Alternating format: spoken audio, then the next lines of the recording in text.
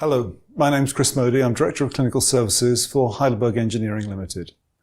With the introduction of OCTA for the spectralis, we need to develop a new anatomic and physiological knowledge base, as well as new terminology to describe the changes that we're observing in these new scans. Therefore, a good starting point would be to reference the histology, to develop our understanding for the technical requirements of an OCTA imaging device if we are accurately to record retinal capillary flow. It is important to remember that OCTA is only an approximation of what we see in histology, and histology cannot hope to replicate the subtleties of normal clinical anatomy and physiology. But it nonetheless makes a sensible starting point for our understanding of this new technology. The retina has one of the highest metabolic demands in terms of oxygen requirement, nutrition and elimination of waste materials of any neural tissue. The normal solution to this problem is to increase blood supply by increasing diameter or density of blood vessels. In the eye, there is a problem. Visual performance must be retained, so the normal anatomic and physiological solution does not work. Therefore, the retina has a highly adapted blood supply. Evidence of this can be seen in a multicolor image. The retinal arterioles appear as large vessels which are pale in color, denoting they contain oxygenated blood. The retinal venules are larger still in diameter and have a darker color, indicating the presence of deoxygenated blood. With multicolor imaging, it's possible to identify fourth and fifth order bifurcations in the retinal capillaries. If we zoom in, we start to appreciate the structure of the foveal avascular zone, although the foveal arcade cannot be clearly recorded. Fluorescein angiography has permitted visualization of the retinal microvasculature for over 40 years. And for the last 18 years, it has been possible to record very high-resolution dynamic recordings of vascular flow and structure using the confocal scanning laser ophthalmoscope. What we're visualizing is a two-dimensional projection of a three-dimensional vascular structure. Therefore, it is not possible to appreciate the separate capillary plexus as unique entities within the fluorescein angiogram image. However, the foveal avascular zone can be clearly seen and the foveal arcade outlined.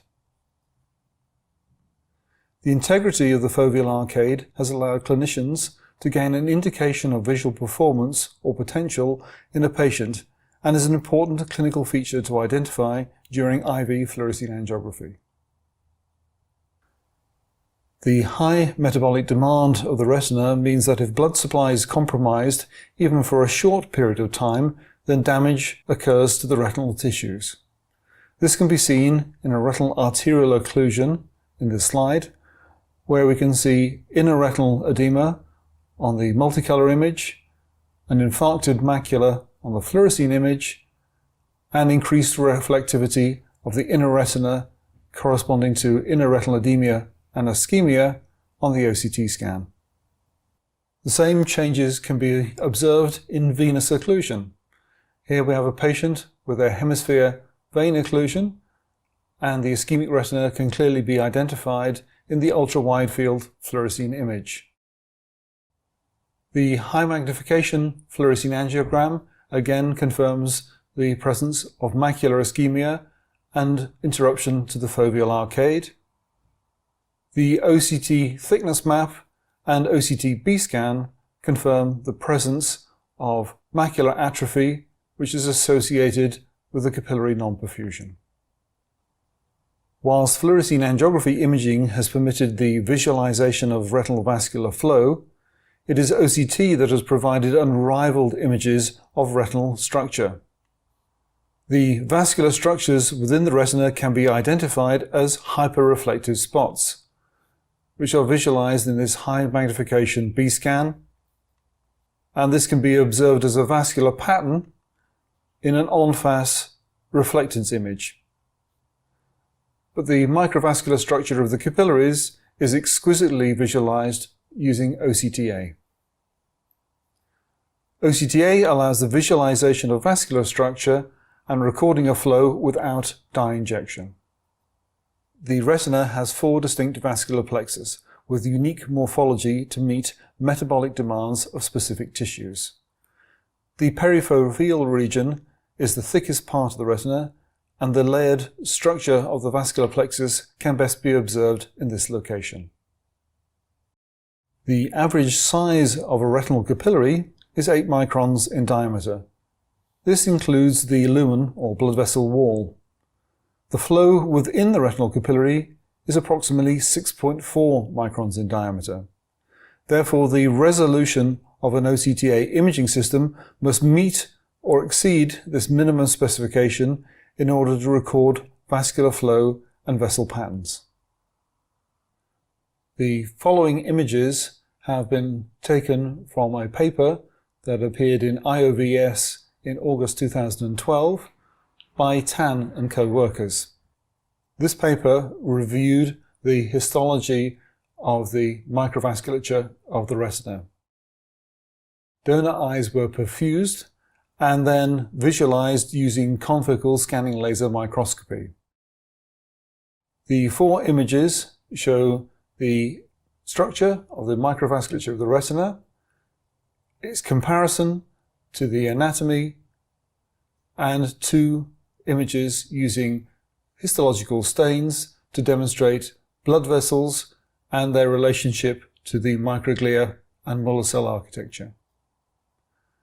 There is also an OCTA image included with each section. The first image looks at the retinal nerve fiber layer. Here the capillary structure runs parallel to the nerve fiber layer axons. There are small connecting capillaries, and the vascular plexus is a planar or mono layer of blood vessels. Again, this can be seen clearly within the OCTA image. Within the retinal ganglion cell layer, the capillaries have a complex 3-dimensional configuration and close proximity to the large arterioles and venules. There are reduced intercapillary spaces, and the capillaries have a looping structure with vertical projections. The configuration of the vascular tissue reflects the high metabolic demand and blood supply of the ganglion cell layer. Again, this can be visualized exquisitely using the high magnification OCTA image. Within the deep inner plexiform superficial inner nuclear layer zone, the capillaries have an irregular pattern. There is a high degree of tortuosity, once again with 3D projections. Within the deep inner nuclear layer, the capillaries demonstrate a planar or laminar configuration. As we zoom in on the OCTA image, we can also observe a floret pattern to the capillary plexus. So now let us look at the OCTA visualization of the 4 retinal vascular plexus. Within the retinal nerve fiber layer, we can visualize the arcuate distribution of the retinal capillaries and the corresponding pattern of the retinal nerve fiber layer bundles. Within the ganglion cell layer, the arterioles and venules are clearly visible, and the tightly arranged capillaries have a close proximity to these major vessels. The capillaries within the inner plexiform inner nuclear layer have a tortuous pattern with vertical vascular projections connecting to the deeper capillary plexus. The final capillary plexus within the retina is the inner nuclear layer outer plexiform zone. The capillaries in this location are a single planar plexus of capillaries, again with vertical projections connecting to the capillary plexus above. The capillaries have a classic floret appearance to them.